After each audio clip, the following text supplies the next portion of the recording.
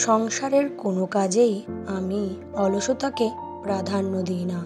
সময়ে ভাগ করে কাজ করলে সব কাজই সুন্দরভাবে গুছিয়ে করা যায়।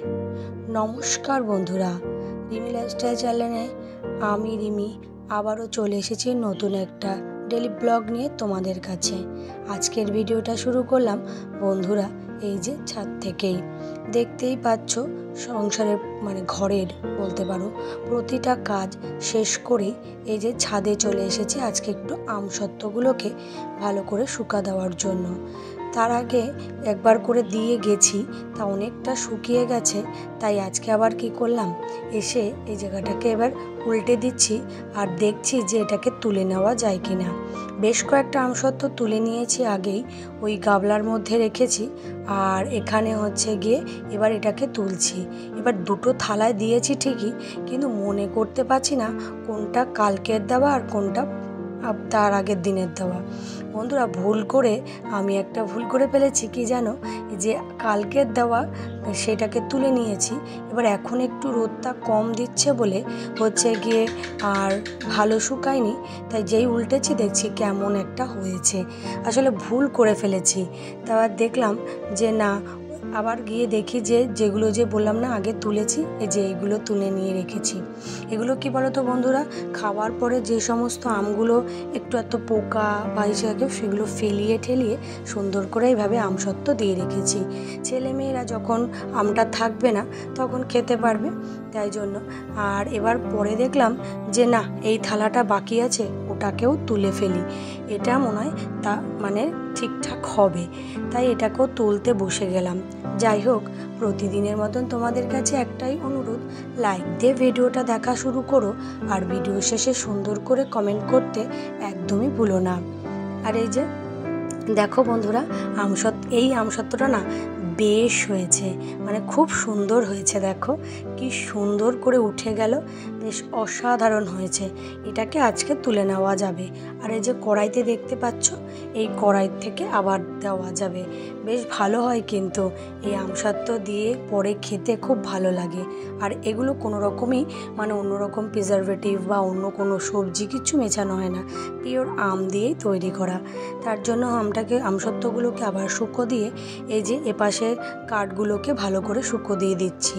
এগুলো আগে শুকো দেওয়া ছিল, তা হচ্ছে গিয়ে গোছানো ছিল, তাই আমি ক্যামেরাটা কোথায় রাখবো সেটা ভেবে পাচ্ছিলাম না, তাই একটা জায়গা রেখে এই যে বাকিটা মেলছি সেটা তোমাদের সাথে শেয়ার করছি।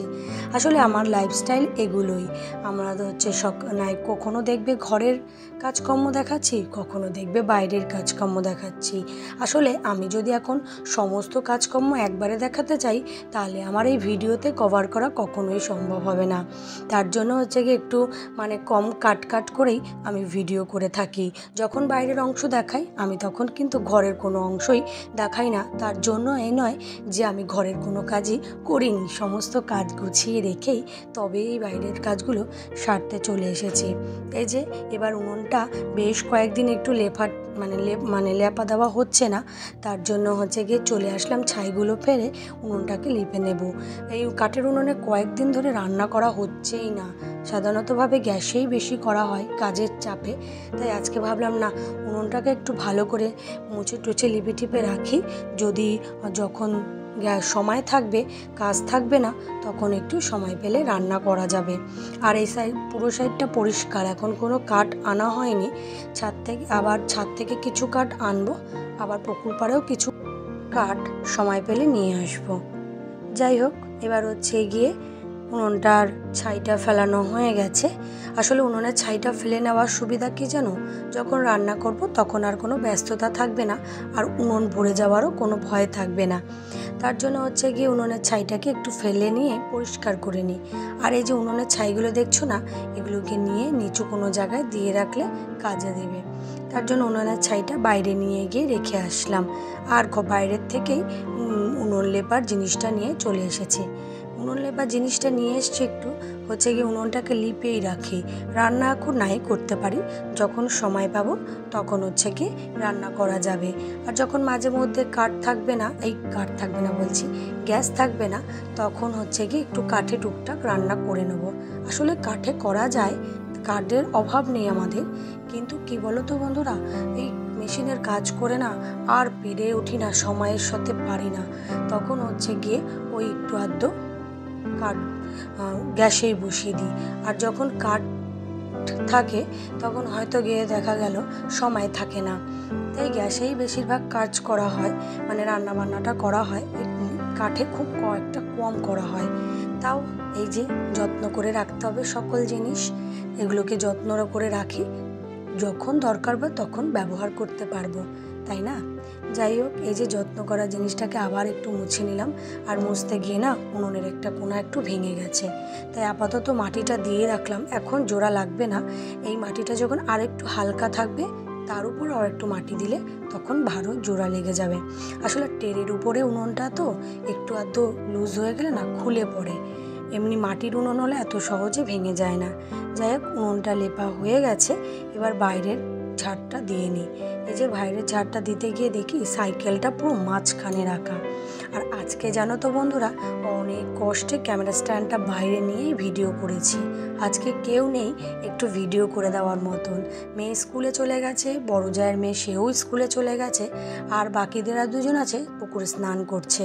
তার জন্য আমি আজকে লজ্জাটাকে একটু ত্যাগ দিয়েই বলতে পারো স্ট্যান্ডটা বাইরে বের করেছি, কিন্তু চারিদিকে খালি তাকাচ্ছি কে দেখে নিল, কে চলে এলো, এটা ভাবি। আসলে আমরা বাইরে স্ট্যান্ড নিয়ে ভিডিও তেমন একটা করি না, এই যে আজকে একটু করেছি। যাই হোক বন্ধুরা, তোমাদের ভিডিওটা আসলে একটু ভালো লাগবে। ভিডিও শেষে সুন্দর করে কমেন্ট করতে একদমই কেউ ভুলো না। আর যারা নতুন বন্ধু তারা অবশ্যই আমার পাশে থেকো। আর এই দেখো ছেলেমেয়েরা পুকুরে কি সুন্দর সাঁতার কেটে স্নান করছে, কত ভালো লাগে দেখতে, কিন্তু অসাধারণ লাগে। আমারও মনে হচ্ছিল কি নেমে পড়ি, কিন্তু উপায় নেই, নেমে পড়তে পারবো না, আমি সাঁতার জানি না, এটাই। যাই হোক বন্ধুরা, আজকের মতন টাটা, আবার দেখাবে নতুন একটা ভিডিওতে।